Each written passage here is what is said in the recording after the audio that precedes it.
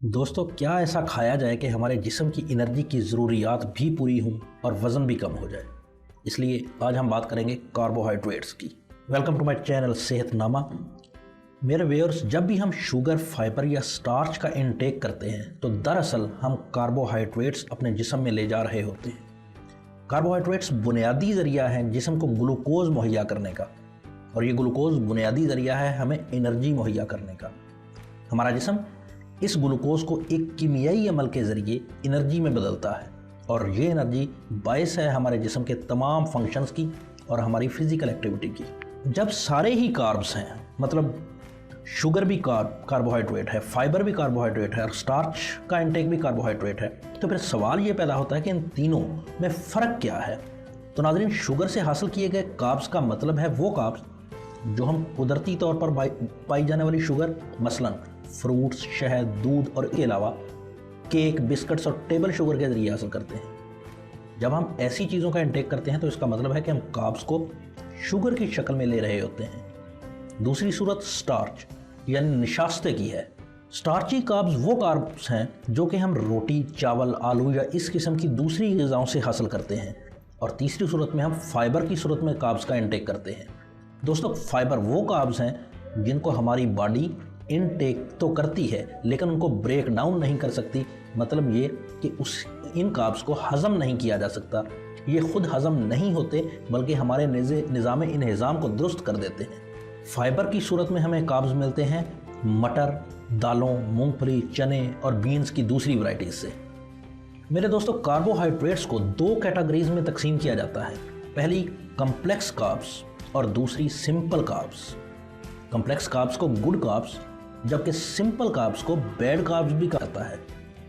Complex carbs को good carbs इसलिए कहा जाता है कि ये हमारे निज़ाम इंहिज़ाम में जाकर आहिस्ता आहिस्ता हज़म होते हैं। आहिस्ता आहिस्ता हज़म होने की वजह से हमें आहिस्ता आहिस्ता और देर तक ग्लूकोज की सप्लाई जारी रखते हैं।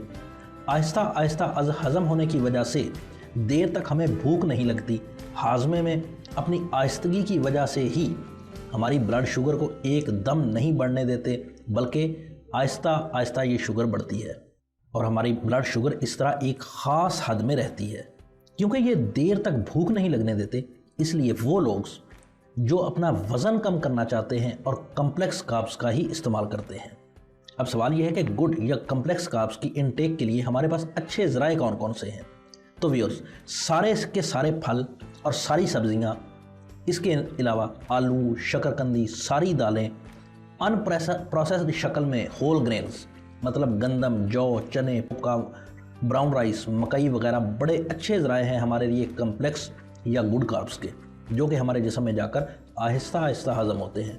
हमें देर तक फुल रखने की वजह से कम खाने पर मजबूर करते हैं, हमारा वज़न कम करने में मुआविन साबित होते हैं और हमारी ब्लड शुगर पर भी आहिस्ता आहिस्ता असरअंदाज होकर इसे एक ख़ास हद तक ही बढ़ने देते हैं, जिसकी वजह से टाइप 2 ज़ियाबतीस के मरीज़ों के लिए एक मौजू खुराक के तौर पर जाने जाते हैं।